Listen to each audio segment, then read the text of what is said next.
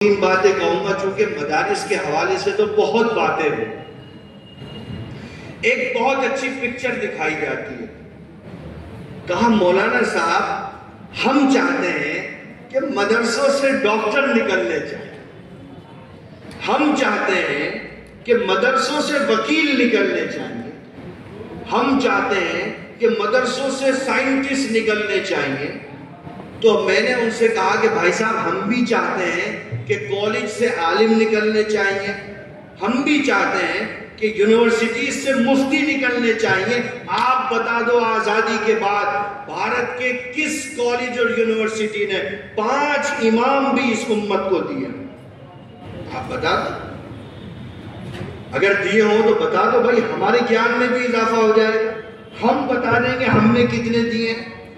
مولانا ابوالکلام آزاد امام الانقلاب، ایسا ویسا آدمی، کانسٹیٹیوئنٹ اسمبلی کا حصہ، پہلا وزیر تعلیم، اس دیش کو IIT دینے والا۔ بھارت میں بھارت کی تعلیمی انفراسٹرکچر اگر آپ دیکھو گے تو 300 نمبر پر آتا ہے، اور وہ بھی IIT ہی آتی ہے۔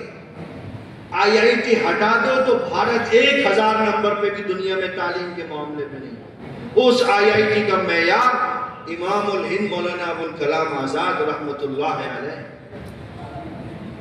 یونیورسٹی گرانٹ کمیشن ایک ایسا پلیٹ فارم جو تمام یونیورسٹیز کو جوڑنے والا، جو اکنالج اور تسلیم کرنے والا، ایک ایسی باڈی جو یہ طے کرے کہ ہاں آپ یونیورسٹی کے مجاز ہیں یا نہیں ہیں، کالج کے مجاز ہیں یا نہیں ہیں، اس ادارے کو بنانے والے امام الہند Maulana Abul Kalam Azad. University grant commission, آپ جاؤ، مجھے تو بڑی حیرت ہوئی کہ 2009 میں جب اس وقت کے وزیر اعظم پارلیمنٹ میں کھڑے ہوئے اور کانسٹیٹیوشن میں امینڈمنٹ کیا گیا، آرٹیکل 25 کلوز 1 بڑھایا گیا، تو ڈاکٹر منموہن سنگھ نے مولانا ابوالکلام آزاد کو یاد کرتے ہوئے RT ایکٹ پارلیمنٹ میں پیش کیا اور یہ کہا کہ یہ آزاد کا 1947 کا سپنا ہے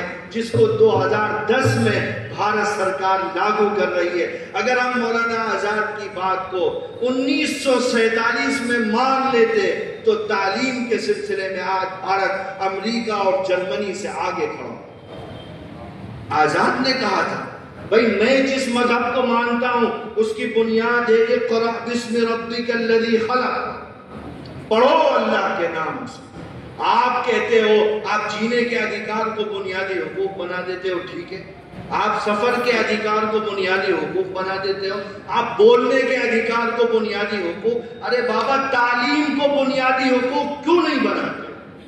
اور آزاد نے کہا تھا میں جس قرآن کو مانتا ہوں اس کی ابتدا تعلیم کے پیغام سے ہوئی ہے۔ اگر تعلیم کو تم فنڈامنٹل رائٹ کے طور پر کانسٹیٹیوشن میں شامل نہیں کر سکتے ہو تو تم بھارت کو کئی ہزار سال پیچھے لے جاؤ۔ تو نہرو صاحب نے کہا بجٹ نہیں ہے، تو مولانا آزاد نے کہا صاحب بجٹ ہم لے آئیں گے، چھوڑ دو اسے، بغیر بجٹ کے ہم نے IIT بنا دیا۔ 199 کروڑ کا بجٹ تھا پورے بھارت کا، ہم نے IIT بنا دیا، یونیورسٹی گرانٹ کمیشن بنا دیا، ہم نے کتنے تعلیمی ادارے بنا دیے بغیر بجٹ کے۔ آپ کہہ رہے ہیں بجٹ نہیں، تو آپ سمجھو آپ کو یہ کہا جاتا ہے نا کہ آپ ماڈرن ایجوکیشن کے خلاف ہیں۔ بھیا ہم 1% مدرسوں میں 1% قوم کے بچے آتے ہیں، کرونا کے بعد تو 1% ہو گئے نا، کرونا سے پہلے 2.5% تھے، وہ آپ سب بہت اچھی طرح جانتے ہو۔ اس 1% طبقے کا کام 100% قوم کی مذہبی قیادت کو انجام دینا ہے۔ اگر یہ 1% طبقہ مدرسے سے نکل کر کے باہر چلا گیا تو لکھ کر کے رکھ لو تمہاری مسجدوں سے اللہ اکبر کی صدائیں بند ہو جائیں۔ کم سے کم جمعیت کی لیڈرشپ آزادی کے 70 سال کے بعد حضرت نانوتوی کے نظریات سے غداری نہیں کر سکتی، حضرت شیخ الہند کے نظریات سے انحراف نہیں کر سکتی ہے، شیخ الاسلام مولانا حسین احمد مدنی کے اصولی موقف سے پیچھے نہیں ہٹ سکتی ہے۔ ہمارا کام مدرسوں میں قرآن و حدیث کی تعلیم کو غایت درجے غالب رکھنا ہے، صرف غایت درجے غالب رکھنا ہے۔ بھئی میں نے وکالت کی ہے، مدرسہ شاہی میں تو نہیں کی ہے، میں نے تو فارغ ہونے کے بعد کی ہے، کوئی بھی کر سکتا، کس کو منع کرو گے؟ بھئی کوئی روکتا بھی نہیں ہے۔ ہزاروں ہمارے فارغین فضلاء ہیں جو بعد میں ڈاکٹر بھی بنتے ہیں، لائر بھی بنتے ہیں، جج بھی بنتے ہیں، بہت سے عصری علوم میں جاتے ہیں۔ ہاں ریفارمز کی ضرورت ہے، کچھ اصلاحات ہونی چاہیے، اور وہ اصلاحات قیادت کی طرف سے ہو رہی ہیں، لیکن اس درجے اصلاحات کے نام پر دیگر مضامین کو مدارس میں داخل کر دینا کہ جو سول اور روح ہے، جس کے لیے ہمارے علماء نے اپنی عورتوں کو بیوہ کیا، اپنے بچوں کو یتیم کیا، اپنی زندگی کو چٹائی اور ٹاٹ پر گزار دیا، اور نسلوں کے دین و ایمان کے تحفظ اور بقا کا فیصلہ کیا، ہم اس کوز کو نہیں چھوڑ سکتے، ہم اس نظام سے پیچھے نہیں ہٹ سکتے۔ بھئی یہ مسجدیں جو ہیں، مدرسے جو ہیں، اس میں ہمارا کیا کنٹریبیوشن ہے؟ 2-4 منٹ کی اور بات ہے، میں بات ختم کرتا ہوں۔ یہ جو مسجدیں ہیں، یہ اونچے اونچے مینارے ہیں، قبرستان ہیں، عیدگاہ ہیں، مسافر خانے ہیں، اس میں آپ کی کیا خدمات ہے؟ میری کیا خدمات ہے؟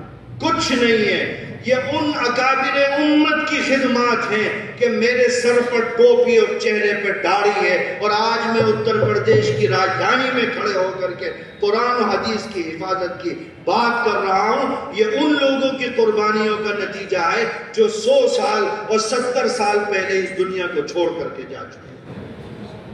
ہم اپنی جنریشن کو کیا دے رہے ہیں؟ اگر ہم امید پورٹل پر اپنی پراپرٹی کو درج نہیں کرا سکتے، اگر ہم SIR پر کام نہیں کر سکتے، اگر ہم مدارس کا تحفظ نہیں کر سکتے، خدا کی قسم ہماری آنے والی نسلیں ہمیں معاف نہیں کریں۔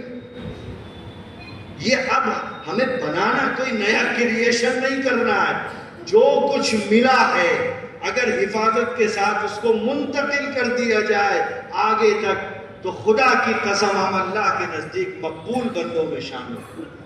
اور قانونی طور پر جو مدرسوں کی بات ہے وہ تو آپ سنتے رہتے ہیں، جمعیت علماء اتر پردیش کے صدر محترم کے حکم پر ابھی آپ نے دیکھا ہوگا بستی شراوستی مہاراج گنج سدھارتھ نگر، پتہ نہیں کون ضلع یہاں پر ہیں یا نہیں، ان کے ہاں پر مدرسوں کے خلاف کریک ڈاؤن ہوا تھا۔ مہاراج گنج کے 3 مدرسوں کو لے کر کے ہم الہ آباد ہائی کورٹ گئے۔ آپ کو خوش ہونا چاہیے کہ اتر پردیش جمعیت علماء کی لیگل مدد پر مہاراج گنج میں 1 مہینہ پہلے دارالعلوم فرقانیہ کے نام سے ایک مدرسہ ہے جو مین ہائی وے پر ہے، NHI نے اس کی زمین بھی ایکوائر کی تھی، اس مدرسے کو کھول دیا گیا ہے، لیکن ہم نے اس کی تشہیر نہیں کی چونکہ DM نے کہا بھائی صاحب آپ اس کی کوئی خبر مت دینا ورنہ ہمیں کسی دوسری وجہ سے اس کو بند کرنا پڑ جائے گا۔ ہمارے ریاستی صدر نے فرمایا کہ ہمیں خبر کی ضرورت نہیں ہے، اس مدرسے میں قرآن اور حدیث کی تعلیم شروع ہو جائے۔ یہ جمعیت کی پوری لیڈرشپ کے لیے اس سے زیادہ اعزاز کی بات کچھ نہیں، اور ماشاءاللہ آج وہ مدرسہ چلنا۔ ہم نے کوئی اس کے بارے میں نہ میڈیا بریفنگ کی، نہ کوئی لکھت خبر دی، کیوں کہ ہم کو پتا تھا کہ اگر ہم دے دیں گے تو اس نے کہا صاحب وہ دلی اور لکھنؤ ایکٹیو ہو جائیں گے، وہ دوسری طریقے سے پھر مدرسے کو بند کرا دیں۔ اس لیے کچھ، اور 2 کا اور چل رہا ہے، انشاءاللہ اس مہینے وہ 2 اور مدرسے بھی کھل جائیں گے، اور پھر ہم شراوستی کے لیے بھی کام کریں گے، ہم اتراکھنڈ میں بھی مدرسوں کے لیے کام کر رہے ہیں، اور جمعیت علماء کی اس لڑائی سے، NCPCR والے اسٹے سے اس ملک میں ہر ریاست میں ہزاروں مدارس کو تحفظ فراہم ہوا ہے، اور الہ آباد ہائی کورٹ نے تو بڑا تاریخی ججمنٹ دیا ہے، فیصلہ دیا ہے۔ اس نے اپنے فیصلے میں لکھا ہے کہ مانیتا نہ ہونے کی صرف بنیاد پر کسی بھی مدرسے کو بند نہیں کیا جا سکتا۔ یہ اس نے اپنے فیصلے میں لکھا کہ منظور شدہ نہ ہونا یہ دلیل نہیں ہے کہ آپ مدرسے کو بند کر سکتے، اور یہ نظیر ہے ہمارے لیے۔ ہم اس طرح کے ہزاروں مدرسوں کے کیس لے کر کے ہم جائیں گے، اور مکتب کی ڈیفینیشن حضرت مولانا عبدالحاجی صاحب دامت برکاتہم العالیہ نے جو بتائی ہے وہی ہے صاحب۔ یہ بہت بڑا کنفیوژن ہے کہ ہم نے مکتب کو بھی مدرسے میں شامل کر دیا ہے، اور مکتب جو پرائمری کی شکل میں ہوتا ہے اس کا تحفظ آپ کو آرٹیکل 30 میں نہیں ملتا ہے، اس کے لیے مانیتا ضروری ہے۔ وہ آپ کو بھیا جیسے مدرسے چل رہے ہیں ایسے ہی پرائمری بھی چل جائے گی ایسا، تو حضرت نے جو فرمایا ہے کہ مانیتا لی جائے، ضروری ہے مانیتا لینا، وہ صرف مائنورٹی ایجوکیشنل انسٹیٹیوٹ پر لاگو ہوتا ہے جو پیورلی ریلیجیس ایجوکیشنل انسٹیٹیوٹ، مکتب خالص مذہبی ادارہ نہیں ہوتا۔ انگریزی بھی پڑھائی جاتی ہے، ہندی بھی پڑھائی جاتی ہے، حساب بھی پڑھایا جاتا ہے، سائنس بھی پڑھائی جاتی ہے، جغرافیہ بھی۔ تو بھائی صاحب یہ مذہبی تعلیم کہاں سے ہوگی؟ اس کے لیے تو آپ یو پی بورڈ سے مانیتا لو، نہیں لوگے تو کوئی دنیا کی کوئی طاقت مدد نہیں کر سکتی، چونکہ قانون ہی نہیں ہے نا۔ جب قانون نہیں ہے تو مدد کہاں سے ہو؟ اس لیے مدارس کو لے کر کے ایک اور آخری بات کہتا ہوں کہ بھئی ایک یہ فتح پور میں ایک کیس آیا، ایک جے جے ایکٹ بنا تھا 2015 میں۔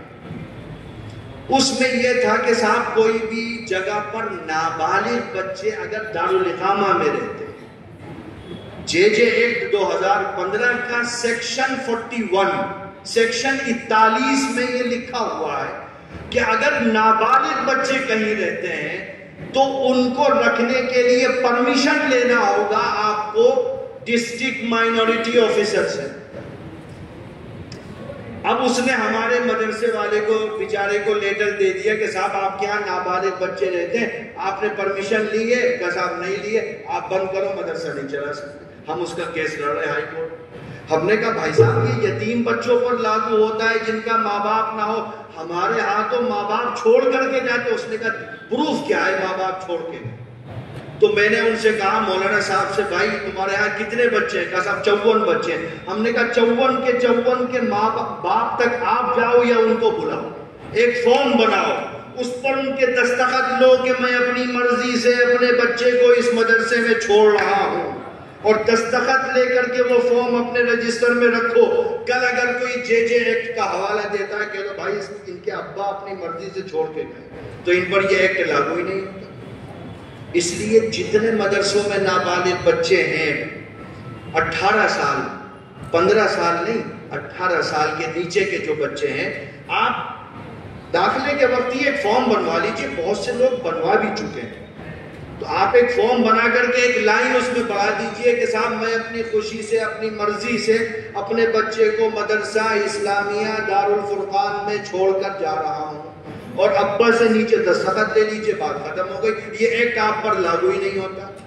تو یہ جو تگڑم بازی کرتے ہیں نا، ایسے نہیں پکڑو تو ایسے پکڑ لو، ایسے نہیں پکڑو تو ایسے پکڑ لو، وہ ساری چیزوں سے آپ کو ایک طریقے سے چھٹکارا مل جائے گا۔ اللہ تعالی ہماری اور آپ کی سب کی نصرت فرمائے، ہمارے اس اجتماع کو قبول فرمائے۔ وآخر دعوانا ان الحمد للہ رب العالمین۔